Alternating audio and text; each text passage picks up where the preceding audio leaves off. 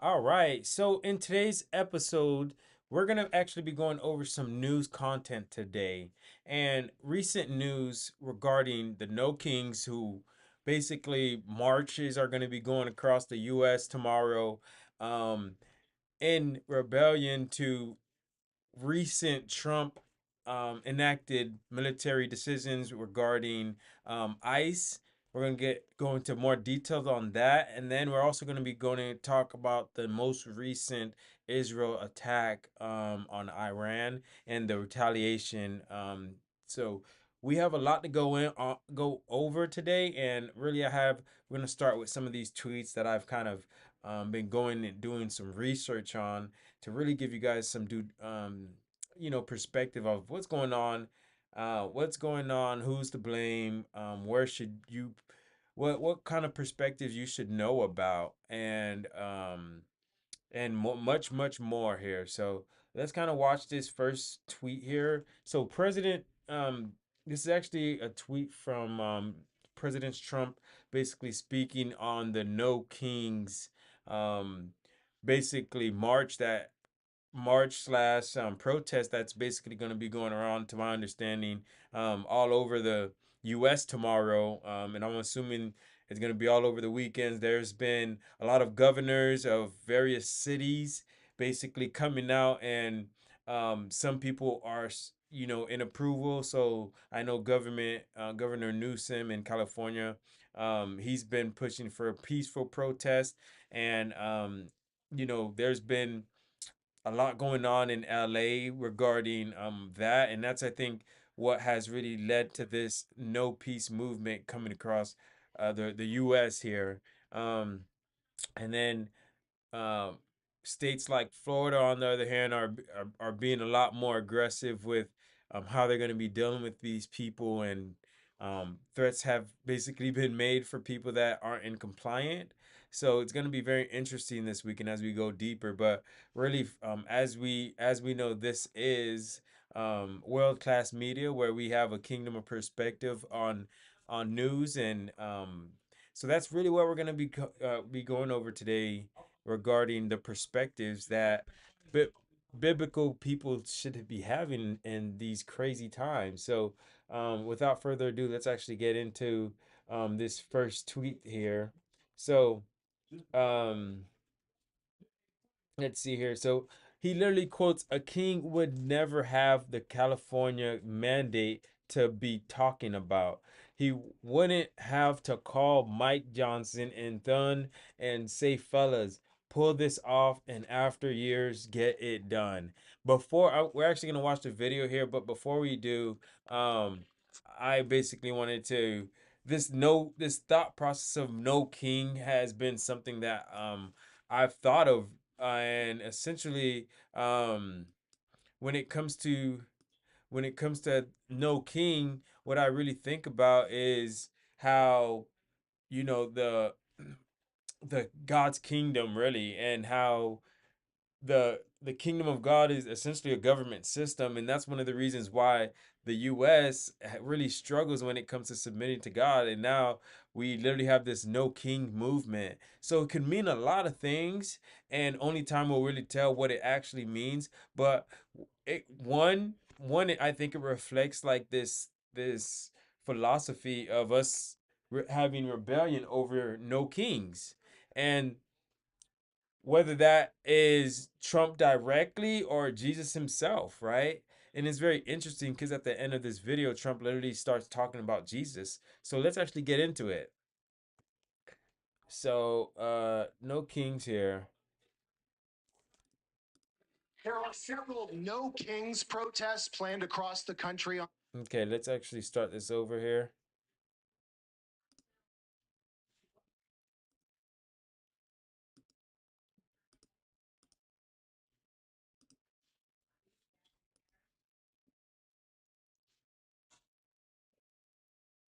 Okay, so On Saturday as well. What are your thoughts on those? What do they go? No king? No Kings. I don't feel like a king. I have to go through hell to get stuff approved. A king would say, I'm not going to get this. A king would have never had the California mandate to even be talking to him. He wouldn't have to call up Mike Johnson and Thune and say, fellas, you got to pull this off. And after years, we get it done. No, no, we're not a king. We're not a king at all. Thank you very much. There are several no. There's actually another video where he actually talks about Jesus. So I think I may have even bookmarked it. So let me see if I have it bookmarked somewhere here. No, it doesn't look like I have it. It doesn't look like I bookmarked it, but I'm sure I could find it because I really want to show you guys what Trump said at the end of this. And it was somebody else that basically said it. So Trump, no king.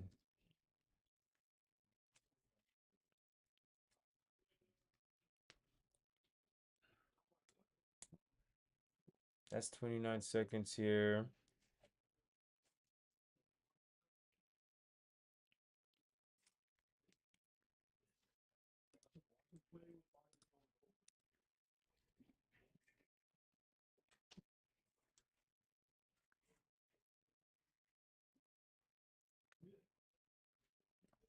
For America to be a great nation, we must always be one nation under God, a phrase that they would like to get rid of the radical. No, that wasn't it. It was specifically on the no kings.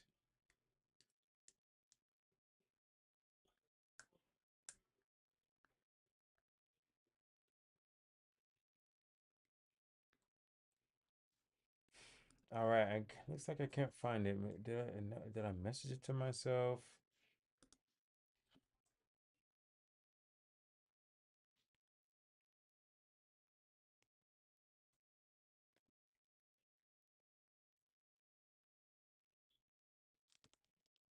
We should skip it. I don't know. I'm just not really feeling it. World War III, folks. Hard pass. Not that one.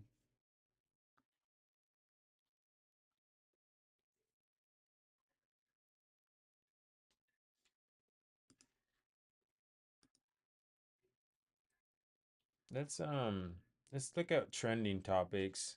Should show up on the trending here. So we have trending topics. No Kings was trending earlier today.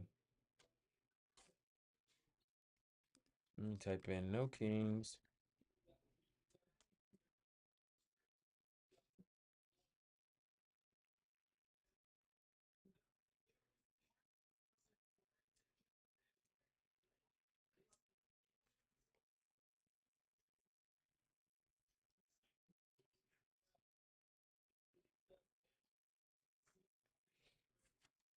All right, so I can't find it exactly, but basically at the video that I watched earlier was really talking about Trump basically was like, "No king. I don't."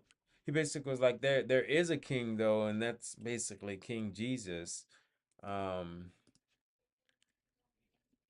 Trump, no King Jesus. See if I can find it on YouTube here. So this is 2 minutes here.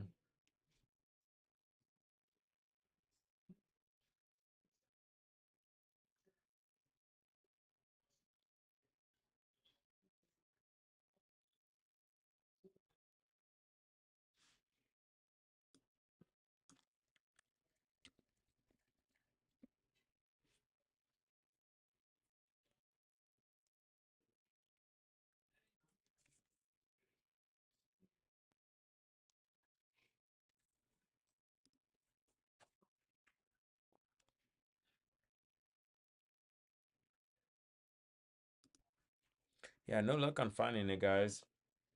That's all right. But what I think is super interesting, like it was just that, like this, I think, he while Trump is actually like in office, he literally says like he doesn't feel like a king. And when we think of what a king actually is, a king is somebody that basically like rules the land, and essentially they are able to make call the shots. But literally, Trump's literally saying right now, like, he doesn't feel like a king and that he's not calling the shots. And that's literally how he's feeling right now. So I I'm really intrigued to like know what your guys' thoughts are. So, I'd love to kind of hear. So if you guys could comment, I'd love to hear your thoughts and your opinions on this matter. Because it's super interesting. And what I actually like to do, I like to read these comments here. And honestly, like with AI and everything, maybe that No King video that I watched earlier may have just been like an AI generated video because it was pretty cool honestly to see. I was really hoping this wasn't a deep fake. Okay. Bravo. This is not on his truth social. Here's how Donald Trump can break China's battery. Here's Sherlock Holmes. All right. King Trump. Exactly unreal. China's.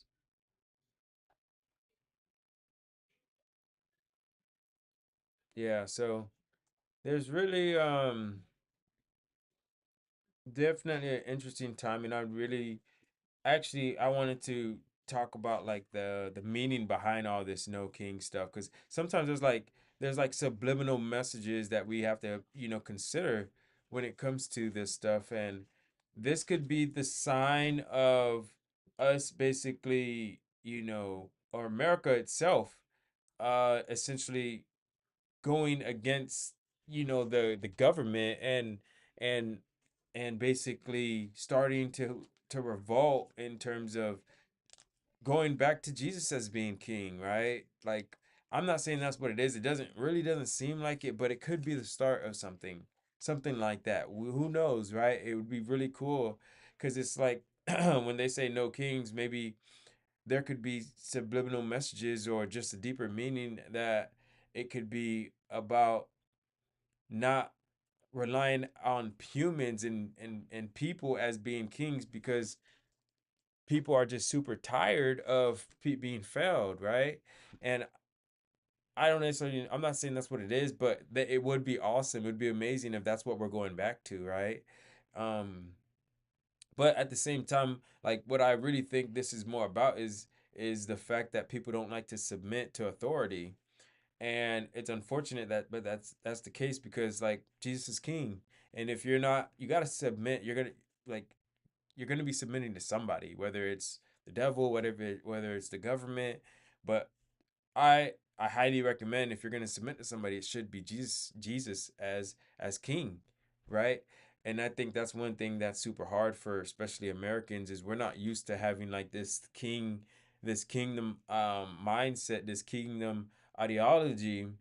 And you know, if we could shift our mindsets and be okay with having kings, having living in a kingdom and being citizens, law-abiding citizens to that, we would make it a lot further.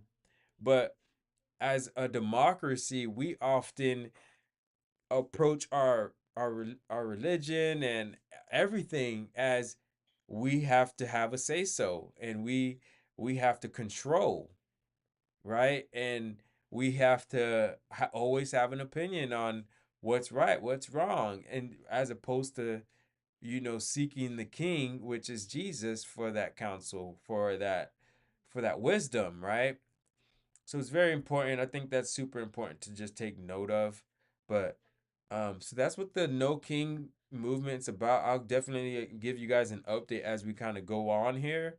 But that's that's going to be very interesting to kind of see it develop over the weekend and over this next year as Trump is in office right now because he's Trump is definitely more of an aggressive president. He's a go-getter, so like he's going to do more than he's done more than most presidents that have been in office, and that could come at a cost of something, right? It comes at a cost. So whether you like it or not, like Trump's going to continue moving forward. So we'll see how the rest of his presidency goes. But you know, either we start if it continues on how it's been, I really think honestly, like as a leader, a lot of times people revolt to begin with, and then once they start seeing the results of all the things that you do, then you become the winner, then you become the person that everyone like glorifies. And I think that's kind of what's going on right now, especially with Trump. Like, I think people don't, they think in terms of the short term and they don't think in terms of the long term. So a lot of things that he's doing right now, it's painful, it's like short-term pain for long-term like glory, right? But we'll see, only time could tell. I have no idea. I know like he's a very smart business minded person, and I don't necessarily know the his agenda, when it comes to um the underlying agenda that he may or may not have. But I do think this is more of a long-term play for most of the things that he's doing. So the ICE situation, guys, that's a whole nother subject. Let's actually look more into that. Actually, if you miss what's been going on in California, it has everything to do with this no it has everything to do with this no king thing. So basically, um there has been protests in California that basically has turned super violent, right? And let's actually look up some of the stuff in California here, and I want to show you guys what's been going on in California, for anybody that like may not have been paying attention. So this there's been a lot of protests in California, and these protests in California has basically been like it turned violent. So like LA, they basically turned into LA riots. That's literally what it's turned into. And you come here, you could literally see like a lot of they were like literally burning cars. These Waymo cars where this is literally like in the middle of the streets in LA, burning Waymo cars, waving the Mexican flags. And the thing is like this is LA. Like this is literally LA, guys. Like literally looks like a scene from a movie, which is absolutely insane. But the thing is, when we talk about this stuff, like the it's supposed to it's supposed to be a protest. It's supposed to be peaceful. But when it turns violent, then you have all the political leaders start blaming each other. Newsom, the governor of Newsom and Trump are literally blaming each other. And instead of coming in like unity, you have these leaders just bashing each other and blaming each other. And I don't care what party you're part of, but it's like if we can't come to an agreement on anything, how are we ever supposed to solve anything? And then on top of that, the whole Iran and Israel thing is now coming into play. So not only is America have all its issues internally, now we have these issues externally. And if anything, we should have our internal things figured out. So we could focus on the enemies outside, that ultimately are could attack any day. But so it's super important that we're like in touch with this stuff, and that's why I'm really going over this stuff, because like we need to understand and have a kingdom mindset when it comes to this stuff. So let's actually look at this tweet. Once literally Trump tweeted this earlier this week here. um literally tweeted this. Let's actually zoom in here. He says, a once great American city, Los Angeles, has been invaded and occupied by illegal aliens and criminals. Now violent, insurrectionable mobs are swarming and attacking our federal agents to try to stop our deportation operations. But these lawless riots only strengthen our resolve. I am directing Secretary of Homeland Security Kristi Noem, Secretary of Defense Pete Hegseth, and Attorney Journal Pam Bondi in coordination with all other relevant departments of agencies to take all such actions necessary to liberate Los Angeles from the migrant invasion and put an end to these migrant riots. Order will be restored, the illegals will be expelled, and Los Angeles will be set free. Thank you for your attention to this matter. So ultimately, um, nothing was done from California. I'm not gonna say nothing, but President Trump wasn't happy with it, so he ultimately sent in the military to basically go and clean up the streets. I honestly don't even know where we stand right now, but the people, there has been a lot of people not too happy with the way it was being handled, and meaning they weren't happy with how aggressive some of these people were being as it relates to handling it. um, but literally, that's literally like, these is literally the streets of LA throughout has been like, it started last weekend, and now this weekend we're going to be having protests all across America. And my hope is that these protests aren't violent. My hope is that they're not violent, and they're done in the most peaceful way. And literally, like, I want to show you guys what the governor of Florida has said about this stuff. I can't even recall his name right now. It's DeSanti, I believe. DeSanti. Yeah, Ron DeSanti here. So earlier, the police here in America, or in Florida, recently came out with a statement. Um, Let me actually type in Ron DeSanti.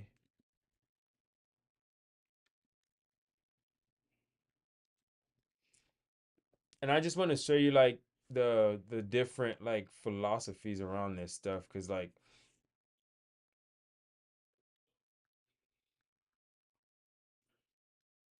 oh, you know what, actually, I bookmarked it earlier, so we could actually take a look at what that actually looks like.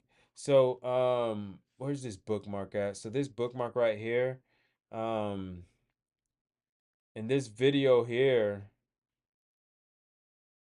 I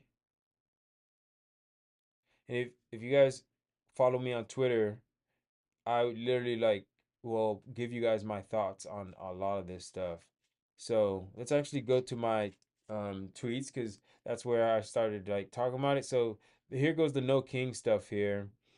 And literally I tweeted earlier, I don't care what side, I'll never follow blindly like a sheep. I think a lot of times, sometimes we like, when it comes to our belief systems, we to pick a side, we pick a party, and we forget about our faith. We forget about what the Bible teaches, and that's where really what I want us to really stand on, no matter what the circumstance, no matter what the who's in office, no matter what it is. That we always think like, what's the agenda here?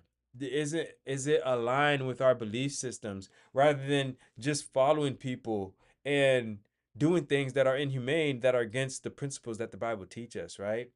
So, um, let me show you guys this video again here. All right, so Santi, let's see here.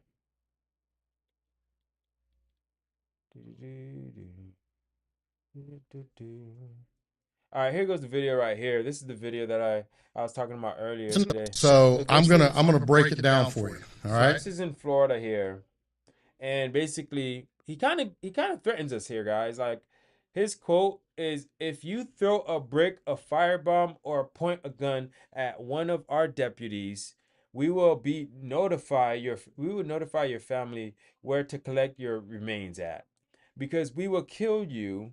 Graveyard dead.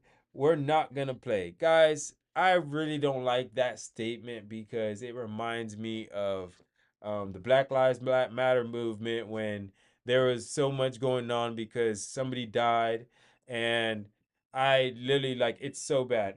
Mom, can you stop?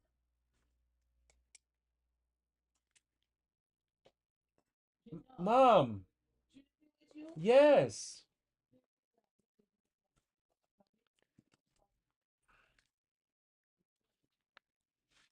Let's go.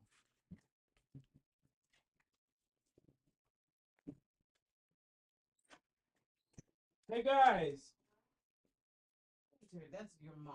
guys, I just said Trinity's here and you're guys. alive. Leave you alone. I'm in my room working right now, and I just feel like people do not respect when I'm in my room working. It's like it be so loud out here. Didn't you tell your mom when you first came in that you were gonna spend the night here? And that's what I told mom. You know, you said that you were gonna spend the night, right? Exactly. And then you're looking for Trinity because Foggy's blowing up on the phone. I just said Trinity told you when you first walked through the door she was gonna spend the night.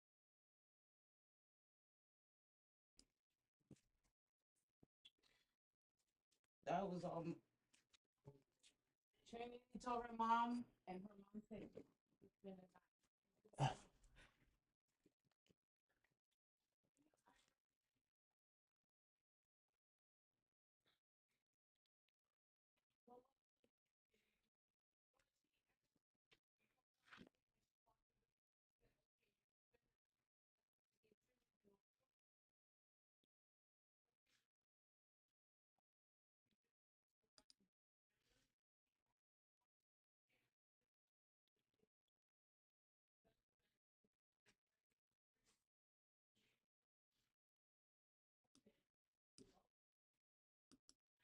All right, guys, we are back. Sorry for the interruption.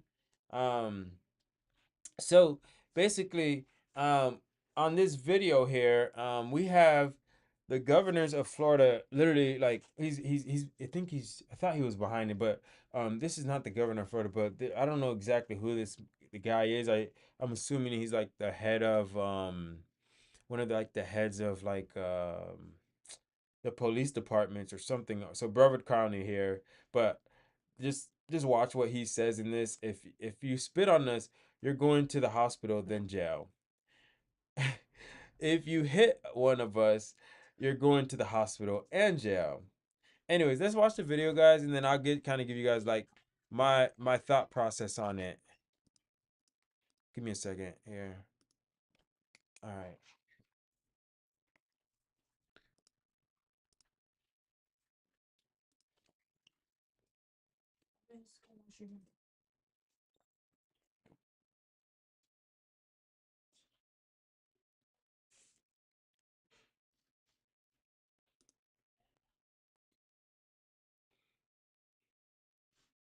All right. So So this is literally I'm gonna break it down for you. All right.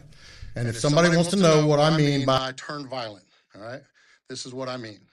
If you resist lawful orders, you're going to jail. Let me be very clear about that. If you block an intersection or a roadway in Brevard County, you are going to jail. If you flee arrest, you're going to go to jail tired because we are going to run you down and put you in jail. If you try to mob rule a car in Brevard County, gathering around it, refusing to let the driver leave, in our county, you're most likely going to get run over and dragged across the street. If you spit on us, you're going to the hospital and in jail. If you hit one, all right. I'm actually gonna start that over because it looks like it like paused work midway here. So you guys, let's see here.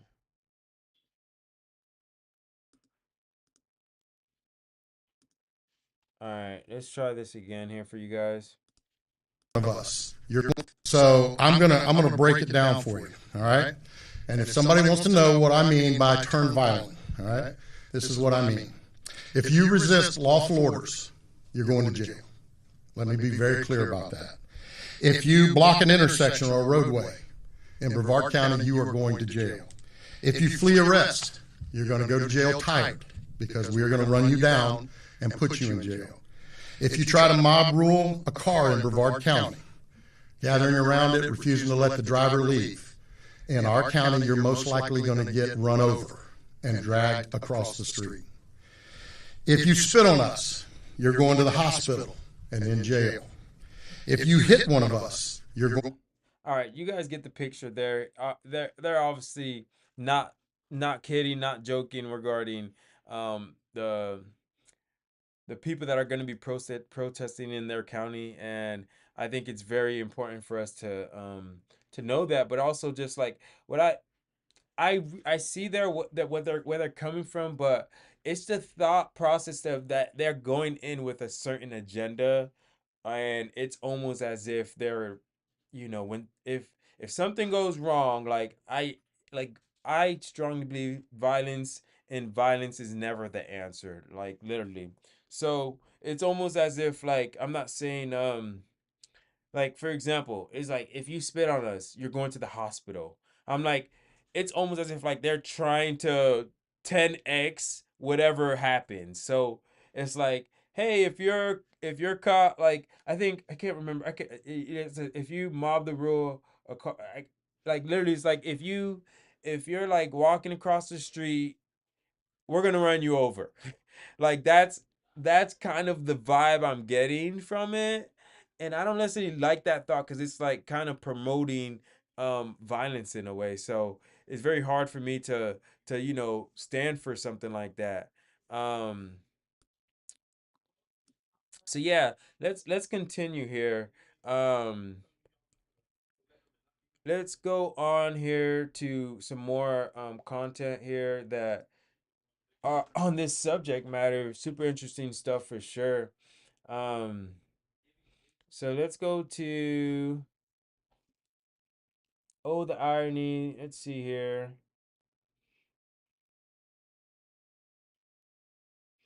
I guess we could kind of pivot now. I think now that we've kind of covered all that, my next item here, that I really wanted to go over was just like this Iran topic, and in the Israel and what's been going on, and it's fairly a new subject for me. Like, getting into media, I'm just now kind of catching up to speed on some of this Iran Israel stuff. But the reason I'm going over this is because when we think of like the Bible, obviously there's a lot being talked about in the Bible regarding Israel and what Israel stands for when it comes to being the chosen people, essentially. So recently, the backstory on the Israel topic here. Let's actually show I could actually show you some of the things that's been going on when it comes to this. Um let's see here.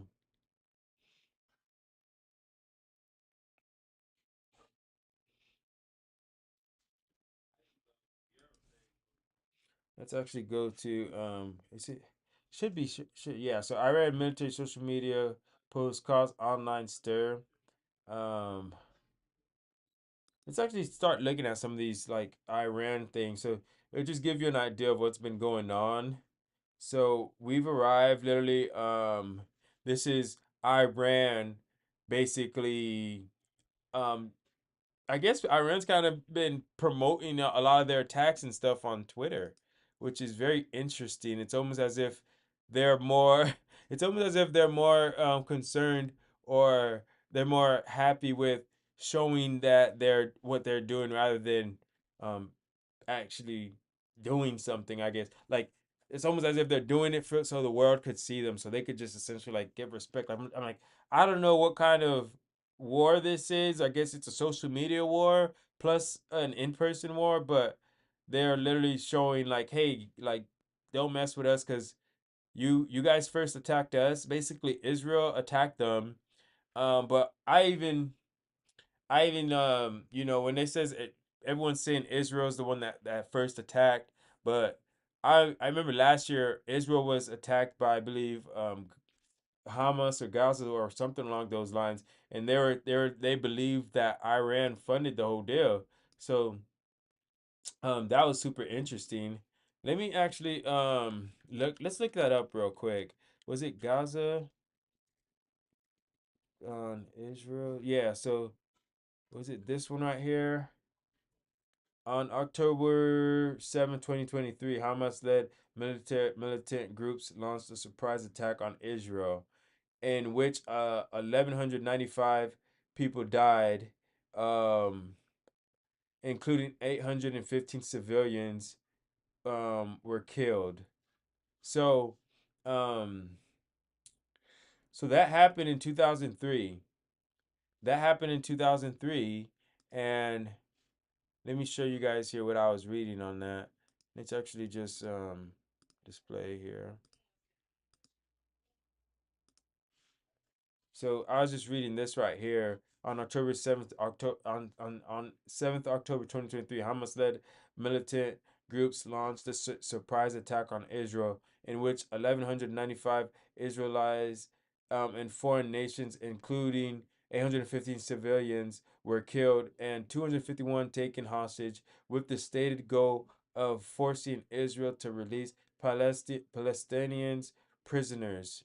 Um, so that was very and I think during this time they were arguing that this whole like thing was like the types of bombs and like types of weapons that was used, like they had to get the funding in these weapons from somebody, and it was believed to be Iran. So in a way, this literally could be Israel finding a good enough reason to just get their payback, because the Israel was attacked in 2023, and I remember everyone was pray for Israel, and I remember I went to Israel, or no, I didn't go to Israel. I went to Italy, and I met somebody from Israel, and he was traveling, and he literally was telling me how bad it was in Israel, and this was just last summer.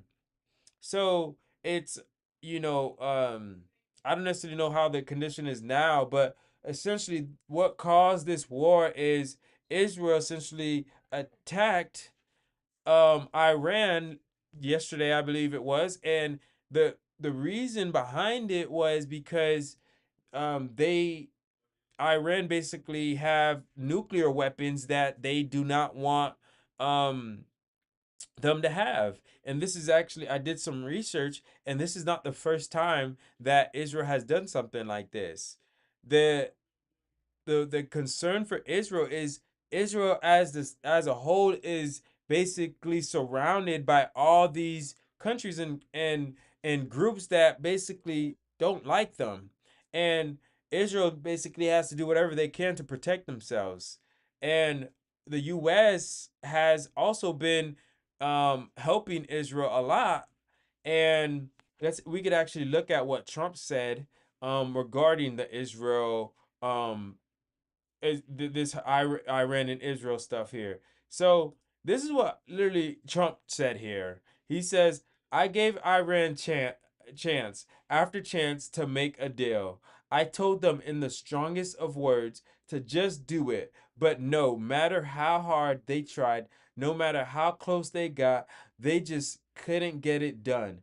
I told them it would be much worse than anything they know, anticipated, or were told that the United States makes the best and most lethal military equipment anywhere in the world by far, and that Israel has a lot of it, with much more to come, and they know how to use it. Certain Iranian hardliners spoke bravely, but they didn't know what was about to happen. They are all dead now." Wow. And it will only get worse. There has already been great death and destruction, but there is still time to make this slaughter, with the next already planned attacks being even more brutal, come to an end. Iran must make a deal before there is nothing left, and save what was once known as the Iranian Empire. No more death, no more destruction. Just do it before it is too late. God bless you all. Well, what I'm getting from that is it seems as if Donald Trump knows about another attack that's going to be happening here, and basically saying you guys need to basically um come up with a deal with us, cuz the thing is, when he went with this tweet, he's actually referring, I believe Donald Trump gave Iran about 60 days to basically give them an answer on how they are going to plan on limiting some of their nuclear weapons and things that they're building. And apparently on day 61, he gave him 60 days, and on day 61, Israel attacked. So I don't know how much it this all had to do with each other, but I wouldn't be surprised if it all was related, guys. And my I don't necessarily know how much Trump is actually involved my potentially in this whole situation. I don't know, but I believe Iran is not happy with Trump or Israel or the US at this point. So I would say at this point we are all, should have our guards up and be prepared. But um you know, I I personally like when it comes to I was talking to my partner earlier about this whole situation, and he was actually telling me a little bit more about how this all came to be and stuff like that. But some people are seeing Israel as the bully in this situation because they're the ones that attacked first. And from I see from Israel's perspective, like literally if a nuclear bomb were to hit them, they're literally the size of New Jersey. So if a nuclear bomb, they're literally surrounded by people that don't like them, and they don't like them for plenty of reasons: political, territorial, religious reasons. Like they're literally surrounded by enemies. They're literally surrounded by people, and the fact that they're partnering with America and America has supplied so many weapons. That I think is the reason why they're kind of still standing now. But without uh, without America, I don't necessarily know how much they would survive. But to my understanding, they're very intelligent people. They have very good knowledge on certain weapons that we don't even have in America. Um, so that's kind of what's going on. But I'm very intrigued about it because it's Israel, right? Like this is the country that basically is like God's chosen people. And I have a quick little study here, so we actually could do a little bit more studies on that.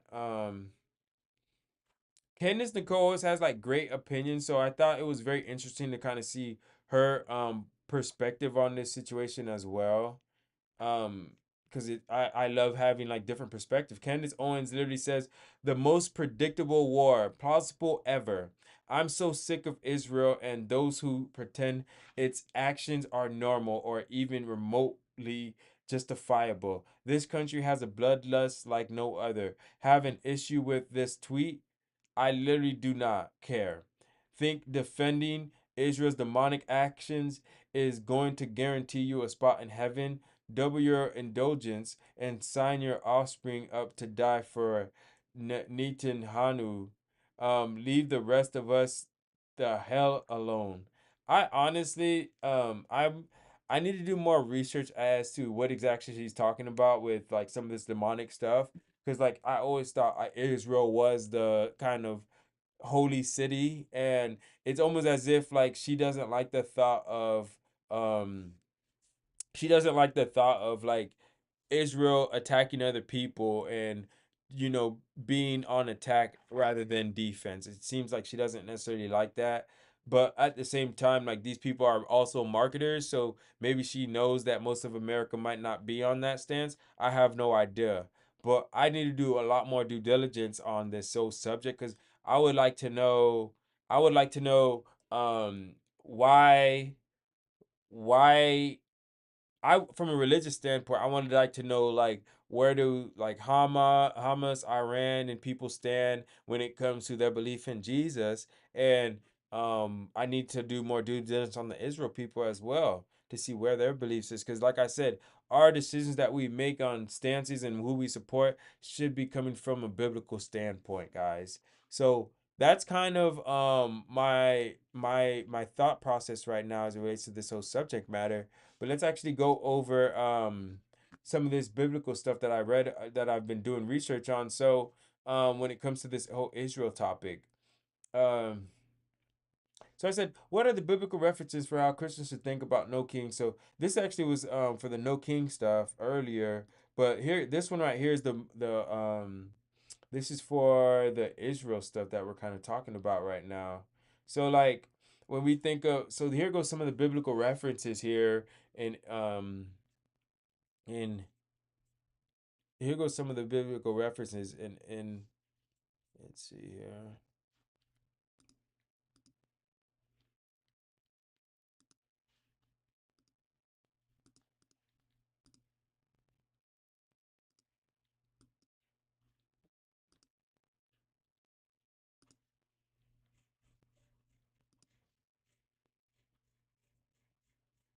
Yeah, so here goes some of the biblical references here. So, literally says, God intervenes supernaturally, sending earthquake, hailstones, fires, and brimstone. So the verse is Ezekiel 38 through 39. What it says, a coalition of nations led by Gog of the land will invade Israel in the later days. The attackers, including Persia, which it says Iran. So that's literally like why I say like is this like the early days of the end? We have no idea. I don't think it's me personally. I don't think there's enough signs to really say that it is, but it's very interesting to see that the parties that this is involved in. That's why like we need to be paying attention and we need to understand what's going on because like if it is close to the end times like we need to we need to be getting right, guys. Like there's really no time to waste here. God's response. So God intervenes supernaturally. In the later years, key verse, in the later years, you will come in the land that is restored from war. You will come up against my people Israel like a cloud to cover the land. So I want to go to the Blue Letter Bible now and actually read their interpretation of this, guys. Ezekiel 38,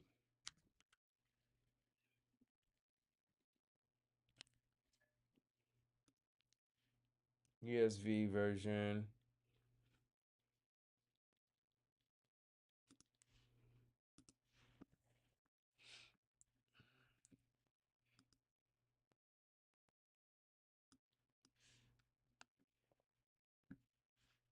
Did I spell Ezekiel wrong? Or what happened there?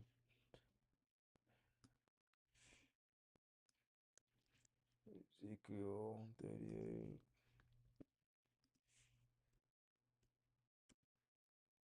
Okay, so 38. Ezekiel 38. All right, so the Ezekiel 38 and then it's 38 through 39. So prophecy against Gog.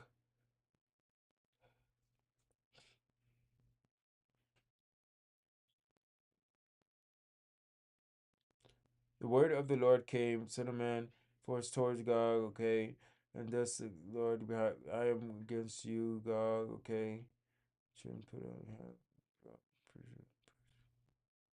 guys, I'm gonna have to like do a deep study on this part right here because this is like two whole chapters.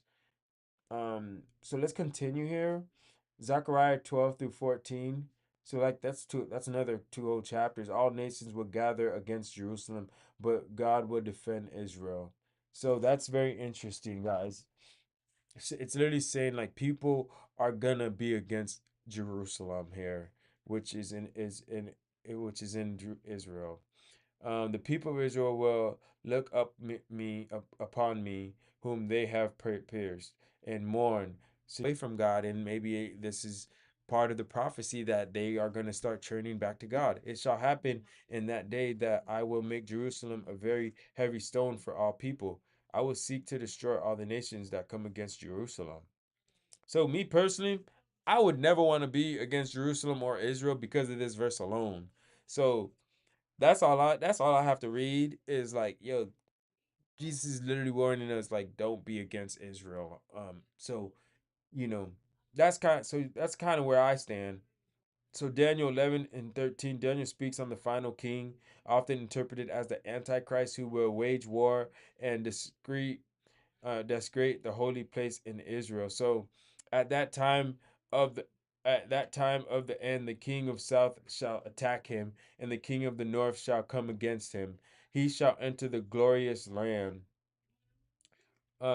Jesus speaks on the on Jerusalem with the surround. Okay, when you see Jerusalem surrounded by armies, then know that its desolate is near. And then we have Revelations as well. They gathered them together, the place called the Hebrews. Okay, so yeah, key takeaways, guys. Global hostility towards Israel will intensify in the end times, which we are seeing. God protects and vindicates Israel often through supernatural means. Because of that, guys, I would never want to be against Israel just because of that promise alone in the Bible. Messianic redemption is tied to Israel recognizing the Messiah. Final battles like Armageddon and Magog focus on Israel as central stage of spiritual and global conflict. And we are seeing that, guys. So, with that being said, a lot of things are, things that we should be paying attention to as Christians, as it's very important because, like, this stuff is in the Bible. Um, literally, so I literally had like more questions. So, my second question, I said, how does it recently, here goes some of the other things that you could look into here, which we kind of just read up above, and I actually wanted to show you some more questions I had. So, why did Israel attack Iran? So, retaliation for drone and missile attacks. Um, I would fact check this, but literally, it's basically saying that Iran basically tried to attack Israel with drones, and I guess they intercepted all the drones. So, this is stuff that I think I think the media really didn't cover, because I think in today's media it was, oh, Israel attacked first, which is kind of weird that this was missed. This whole retaliation of the drones were missed. But like I said, I would fact check that, guys. Disruption of Iran's nuclear program. I kind of brought that up, guys. That was really the main reason. Targeting military leadership and infrastructure. Guys, there was a whole bunch of leaders that were killed in this attack. Like, if we were keeping like score, Israel would definitely be up one because of all the leaders that were attacked. And when you think of like leaders and people leading these like attacks, like, guys, if you lose your leader, it's super hard to replace. It's super hard to find good leaders, guys. Message to regional and global actors. So literally, it's like this is literally saying like Iran has been an issue and no one else wants to take action, and Israel's literally saying that they're gonna take action. They're gonna be the first ones to start taking action, and in a way, I don't necessarily know if this is gonna force America to get involved. I'm assuming America's already involved to some degree, but Israel, I guess, has a lot of faith in the U.S. So that's it, guys. I appreciate you guys tuning in here. We'll give you guys an update tomorrow based off of how everything's going. So I appreciate you guys tuning in.